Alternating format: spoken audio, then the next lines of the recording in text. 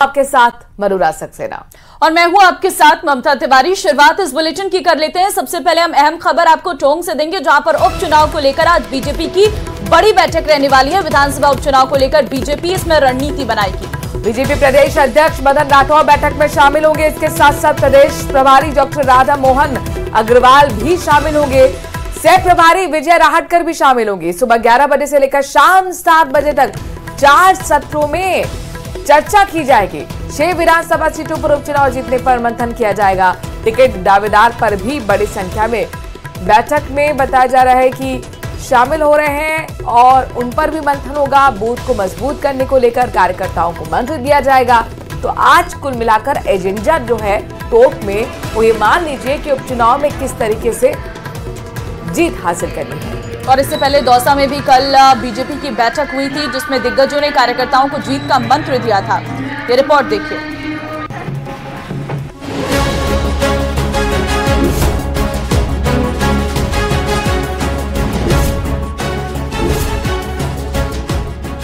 रह न जाए कोई कोर कसर, दिग्गजों ने कसी कमर। बीजेपी प्रदेश अध्यक्ष ने भरी हुंकार, 6 सीटों पर जीत होगी जोरदार। किसी भी समर में जीत एक दिन की मेहनत से नहीं मिलती, इसके लिए अथक मेहनत करनी पड़ती है। जमीन पर उतरकर पसीना बहाना पड़ता है। तस्वीरें दौसा की हैं। दौसा समेत प्रदेश की 6 विधानसभा सीटों पर उपचुनाव होने वाले हैं। हालांकि अभी तक उपचुनाव की घोषणा नहीं हुई है, लेकिन बीजेपी पूरी ताकत के साथ चुनावी समर में जुट गई है। उपचुनाव को देखते हुए गुरुवार को बीजेपी ने संगठनात्मक बैठक का आयोजन किया, जिसमें पार्टी के राष्ट्रीय महामंत्री और प्रदेश प्रभारी राधा मोहन दास अग्रवाल, प्रदेश अध्यक्ष मदन राठौर, सांसद और सह प्रभारी विजया राहटकर पहुंची। इस दौरान दिग्गजों ने कार्यकर्ताओं को जीत का मंत्र दिया। चेहरे पर चिर परिचित मुस्कान के साथ प्रदेश अध्यक्ष ने जीत की हुंकार भरी। अरे अब जीतेंगे, अब जीतेंगे। क्या प्लानिंग है सर? प्लानिंग क्या है? प्लानिंग क्या है? किस प्लानिंग ये है, राजस्थान सरकार के बजट, केंद्र सरकार के बजट को हमारा कार्यकर्ता घर घर तक लेके जाएगा। मदन राठौर ने संविधान और आरक्षण के प्रति अपनी पार्टी की प्रतिबद्धता एक बार फिर दोहराई। पिछली कांग्रेस की सरकार ने, जो कांग्रेस के नेताओं ने जो गलतफहमियां पैदा की थी, हम उनको मिटाएंगे। न हम आरक्षण के साथ छेड़खानी करने वाले हैं, न हम कोई संविधान से छेड़खानी करने वाले हैं, न हम समाज को तोड़ने देंगे। हम समाज को एक करेंगे, चुनाव जीतेंगे। बैठक में कार्यकर्ताओं के साथ दौसा सीट को लेकर चर्चा की गई। साथ ही इस बात पर भी चर्चा हुई कि इस सीट पर किसे टिकट दिया जाए। टिकट के दावेदारों में कैबिनेट मंत्री किरोड़ीलाल मीणा के भाई जगमोहन मीणा, पूर्व विधायक नंदलाल बंसीवाल और पूर्व विधायक शंकर शर्मा के नाम की चर्चा है। गौरतलब है कि प्रदेश में खींवसर, चौरासी, झुंझुनू, दौसा, देवली और सलूमर सीट पर उपचुनाव होना है। सलूमर सीट से विधायक रहे अमृतलाल मीणा का 8 अगस्त को हार्ट अटैक से निधन हो गया था। वहीं बाकी 5 सीटों से विधायकों ने लोकसभा चुनाव में जीत हासिल की और अपने अपने पद से इस्तीफा दे दिया। न्यूज़ 18 राजस्थान के लिए दौसा से आशीष शर्मा की रिपोर्ट। मुख्यमंत्री भजनलाल शर्मा पर गोविंद सिंह डोटासरा की टिप्पणी के बाद मंत्री मदन दिलावर ने पलटवार किया है। मदन दिलावर ने कहा कि जब से कांग्रेस की सरकार गई है, तब से गोविंद सिंह डोटासरा उछल कूद कर रहे। कांग्रेस के प्रदेश अध्यक्ष गोविंद सिंह डोटासरा जी जब से कांग्रेस की सरकार गई है, तब से उछल कूद कर रहे हैं।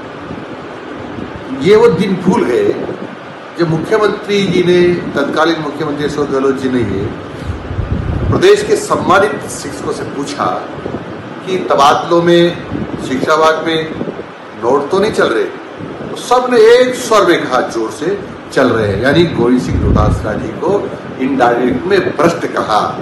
और ऐसे भ्रष्ट लोग अब बहुत उछल कूद कर रहे हैं। तो ये भी भूल गए ये तो जो आला कमान के प्रतिनिधि आए थे, जिसको दूध कहा जा सकता है, उनकी भी बात को नकार के अलग से मीटिंग की। और जब कोरोना काल में लोग मर रहे थे, लोग परेशान थे, तब ये जाकर के जैसलमेर साइड के होटलों में डांस कर रहे थे, मजे ले रहे थे। तो मैं ये कह सकता हूँ कि जो भारतीय जनता पार्टी के बारे में कोई चर्चा करते हैं, ये बिल्कुल मिथ्या है। माननीय भजनलाल जी शर्मा राजस्थान के मुख्यमंत्री हैं, निरंतर सर्वांगीण विकास के लिए काम कर रहे हैं, राजस्थान के लिए काम कर रहे हैं और सब वर्गों को साथ लेकर के चल रहे हैं। मैं समझता हूँ श्रेष्ठ मुख्यमंत्री के बारे में कुछ भी कहना मैं समझता हूँ ठीक नहीं है।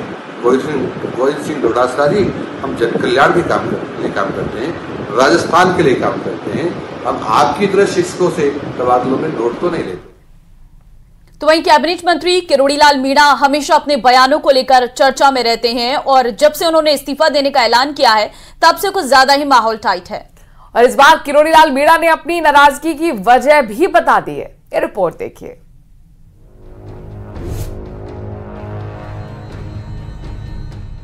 किरोड़ीलाल मीणा किससे नाराज? विकट परिस्थितियों में भी मैं लोगों के साथ रहा और उन्होंने मेरी बात नहीं मानी, तो नाराजगी तो मेरे को अपने आप से है। हार की जिम्मेदारी वचन न जाए खाली। पार्टी को अपनी सीट निकलवा नहीं सका, चाहे टों को सवाईमाधोपुर, करौली, दौसा, तो उसमें मेरी नाराजगी पार्टी ने घोषणा कर दी थी कि सीट नहीं जीतेंगे तो मैं इस्तीफा दे दूंगा, इसलिए मैंने इस्तीफा दिया। यश, वैभव, सुख की चाह नहीं, परवाह नहीं। मैं तो मंत्री भी नहीं होता तो भी जाता, क्योंकि मेरे स्वभाव में जनता के बीच दुख दर्द में जाना, उनकी मदद करना।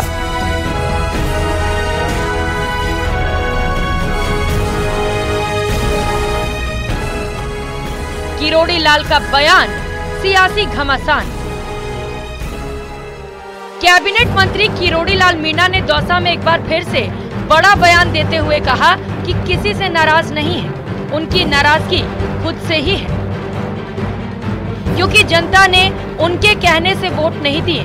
उन्होंने कहा कि वे हमेशा पार्टी का और जनता का काम करते आए हैं और वर्तमान में भी कर रहे हैं। आप मंत्री के रूप में काम कर रहे हो, कोई दिक्कत नहीं है। मैं मंत्री की तो गाड़ी है नहीं, गाड़ी तो मेरी है, लेकिन आप विभाग के काम तो देख रहे हो। देखना तो पड़ता ही है। अगर बाहर आगे मैं नहीं जाऊं तो मेरी बदनामी नहीं होती का कि देखो मंत्री बने बैठे हैं, अभी तक इस्तीफा स्वीकार नहीं हुआ, जनता मर रही है और जा नहीं रहे मानिए। तो मैं तो मंत्री भी नहीं होता तो भी जाता, क्योंकि मेरे स्वभाव में जनता के बीच दुख दर्द में जाना, उनकी मदद करना। उनसे नाराजगी को लेकर काफी सवाल पूछे गए। ऐसे में उनका कुल मिलाकर जवाब यही था कि वे ना तो पार्टी से नाराज हैं और ना ही मुख्यमंत्री और प्रधानमंत्री से, वे तो अपने आप से नाराज हैं। मनाने की जरूरत ही नहीं है, क्योंकि मैं न तो पार्टी से नाराज हूँ, न मुख्यमंत्री जी से नाराज हूँ। उन्होंने कहा कि विभाग का काम संभालना पड़ता है। हाल ही में जब बाढ़ आई तो वे 5 जिलों का दौरा भी करके आए और बाढ़ प्रभावित लोगों को राहत की राशि भी पहुंचाई। उन्होंने कहा कि वो हमेशा काम करते आए हैं। प्रभाव रूप से तो मैं अब 5 जिलों में बाढ़ आई और सब जगह मिल आया, सारी व्यवस्थाएं करी है और जो नुकसान हुआ है उसका पैसा भी भेज दिया और सड़क और बगाई जो टूटी है उसकी राशि और दे देंगे। वहीं पीसीसी चीफ गोविंद सिंह डोटासरा और पूर्व सीएम अशोक गहलोत के बयानों पर भी उन्होंने पलटवार किया। उन्होंने कहा कि 5 साल तो उन्होंने मेरी चिंता की नहीं और अब सहानुभूति दिखा रहे हैं। वे सब जानते हैं कि ये सहानुभूति कैसी है और वे कौन सा विक्टिम कार्ड खेल रहे हैं। उनकी मेहरबानी है कि वो मेरे पर इतनी कृपा दृष्टि है, मेरे पर इतना दया कर रहे हैं। पिछले 5 साल में तो की नहीं और अब वो मेरा सहानुभूति बरत रहे हैं, तो मैं उनको धन्यवाद देना चाहूँगा। और ये मैं जानता हूँ सहानुभूति क्यों बरत रहे हैं, क्योंकि 6 चुनाव आ रहे हैं, इसलिए विक्टिम कार्ड खेल रहे हैं। फिलहाल किरोड़ीलाल मीणा का इस्तीफा तो अभी तक स्वीकार नहीं किया गया है, लेकिन उनके इस्तीफा देने के बाद से ही माहौल काफी ज्यादा गर्म है। सरकार में मंत्री उनको मनाने में लगे हैं और किरोड़ीलाल प्राण जाए पर वचन न जाई को यथार्थ कर रहे हैं। दौसा से आशीष शर्मा की रिपोर्ट। इस बीच कोटा से दिल्ली पुलिस की स्पेशल टीम ने भिवाड़ी के चौपनाकी में आतंकी संगठन अलकायदा से जुड़े 6 संदिग्धों को गिरफ्तार कर लिया है। आरोप है कि पकड़े गए संदिग्ध भिवाड़ी जिले में हथियार चलाने की ट्रेनिंग ले रहे थे। दरअसल दिल्ली पुलिस ने उत्तर प्रदेश, राजस्थान और झारखंड में एटीएस के साथ मिलकर कई शहरों में छापेमारी की है। देखिए रिपोर्ट।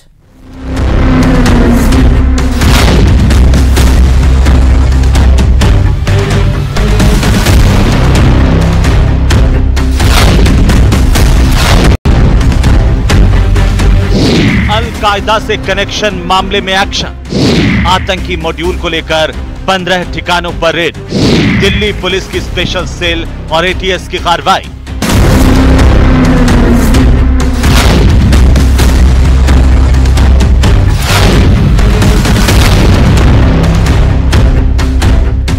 दिल्ली पुलिस की स्पेशल सेल ने राजस्थान, झारखंड और उत्तर प्रदेश पुलिस फोर्स के साथ मिलकर अल-कायदा मॉड्यूल का भंडाफोड़ किया है। इसी कड़ी में दिल्ली पुलिस की स्पेशल सेल ने भिवाड़ी के चौपानकी में आतंकी संगठन अल-कायदा से जुड़े 6 संदिग्धों को गिरफ्तार किया है।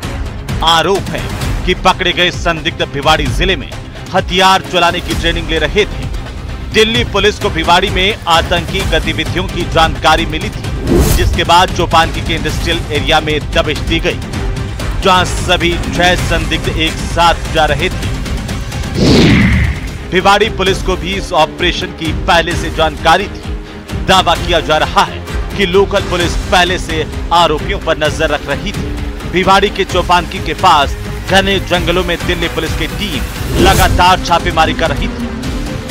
आतंकी संगठन अल-कायदा से जुड़े हुए कई संगठनों और उससे जुड़े हुए कई संदिग्ध आरोपियों के खिलाफ एक बड़े सर्च ऑपरेशन की कार्रवाई को अंजाम दिल्ली पुलिस की स्पेशल सेल के द्वारा दिया जा रहा है। और राजस्थान की बात करें तो राजस्थान के भिवाड़ी से 6 लोगों को हिरासत में लिया गया है। और स्पेशल सेल के सूत्रों की अगर माने तो इस मामले पे ये भी जानकारी मिली है कि आतंकियों को एक विशेष ट्रेनिंग जो है वहां पे दिया जा रहा था और खास एक आतंकी मूवमेंट के लिए, विशेष ऑपरेशंस के लिए राजस्थान के भिवाड़ी इलाके में वहां पे ट्रेनिंग दी जा रही थी। वहां पर कई लोगों को ट्रेनिंग दिया गया, लेकिन किस तरह की ट्रेनिंग थी, किस तरह से वहां पे अवैध तौर पर हथियारों को इकट्ठा किया गया और उसके बाद उसकी वहां पे ट्रेनिंग करवाई गई और उसके मंसूबे क्या थे, तो इन तमाम मामलों पर विस्तार से तफ्तीश की जाएगी। शुरुआती जांच में खुलासा हुआ कि इस मॉड्यूल को रांची का डॉक्टर इस्तिहाक ऑपरेट कर रहा था।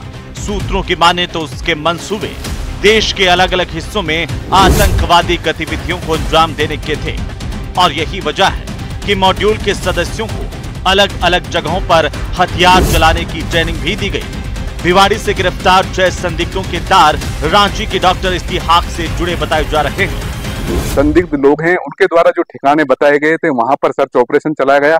करीब 7 घंटे तक सर्च ऑपरेशन चला और उसके बाद पुलिस के द्वारा जो हथियार बरामद किए गए हैं और अन्य जो जानकारी है उनको एकत्रित करने के बाद दिल्ली की स्पेशल पुलिस की जो टीम है वो लेकर के उन आरोपियों को लेकर के दिल्ली के लिए रवाना हो गई है। राजस्थान, झारखंड और उत्तर प्रदेश से कुल मिलाकर 14 संदिग्धों को पकड़ा गया है। माना जा रहा है कि आने वाले वक्त में कुछ और गिरफ्तारियां भी हो सकती हैं। दिल्ली में 2015 में 3 आतंकियों की गिरफ्तारी के बाद अल-कायदा इंडियन सब कॉन्टिनेंट की भारत में मौजूदगी का पहली बार पता चला था। दिल्ली पुलिस ने बाद में AQIS के आतंकी मौलाना अब्दुल रहमान कासमी को गिरफ्तार किया था। जो 6 आरोपी हैं जिनको हिरासत में लिया गया है उससे इस मामले में पूछताछ की जाएगी। यह ऑपरेशन जरूर दिल्ली पुलिस के स्पेशल सेल के साथ में जिस तरह से केंद्रीय खुफिया एजेंसी की जो टीम है उस एक ज्वाइंट तौर पर अंजाम दिया गया है, लेकिन इस मामले में यह भी जानकारी मिल रही है कि आने वाले दिनों में इस मामले पर दिल्ली पुलिस के स्पेशल सेल के द्वारा कुछ बड़े खुलासे किए जा सकते हैं। वीडियो जर्नलिस्ट सोनू मंडल के साथ शंकर आनंद। और चलिए कोटा से बड़ी खबर आपको देते हैं, जहां पर डोडा चूरा की तस्करी में मंदसौर का कांस्टेबल शामिल है। आरोपी कीर्ति कुमार रतलाम हाल मंदसौर में कांस्टेबल है। कल कार से बरामद हुआ था 102 किलो अफीम डोडा चूरा। कनवास पुलिस ने 5 तस्करों को गिरफ्तार कर लिया है।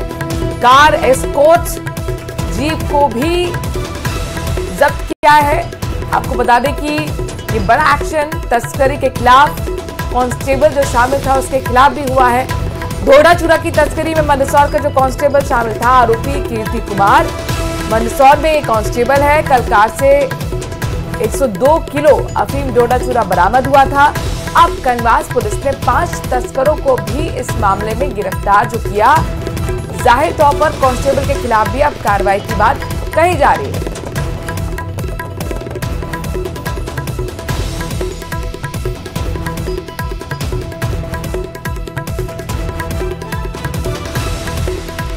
राजसमंद के नाथद्वारा में गुरुजी अपना धर्म भूलकर भटक गए और छात्रा को अश्लील मैसेज करने लगे।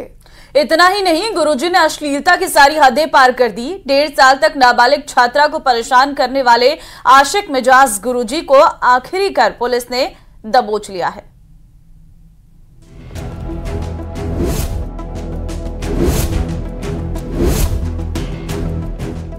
आशिक मिजाज गुरुजी की अश्लीलता। नाथद्वारा के गुरुजी भूले अपना धर्म कर्म। अश्लील मैसेज भेजने वाले गुरुजी अरेस्ट।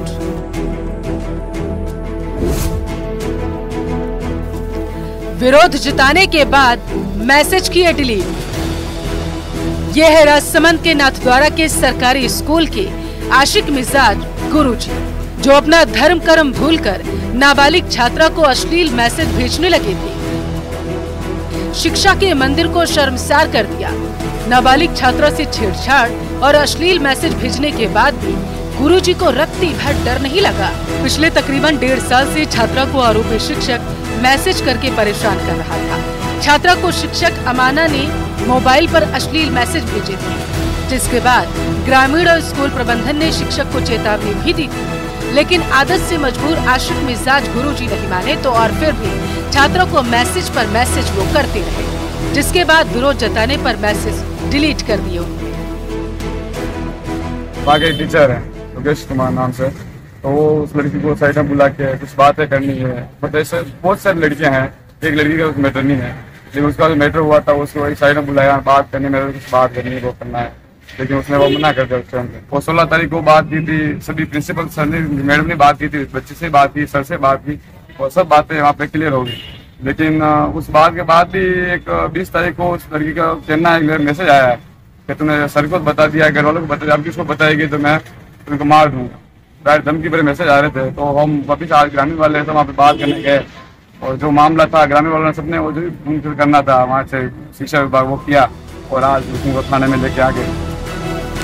गुस्साए ग्रामीणों ने स्कूल का घेराव कर जमकर प्रदर्शन किया और छेड़छाड़ करने वाले शिक्षक को हटाने की मांग की। इतना ही नहीं, हंगामा करते हुए आरोपी शिक्षक योगेश कुमार अमाना की पिटाई भी कर दी गई।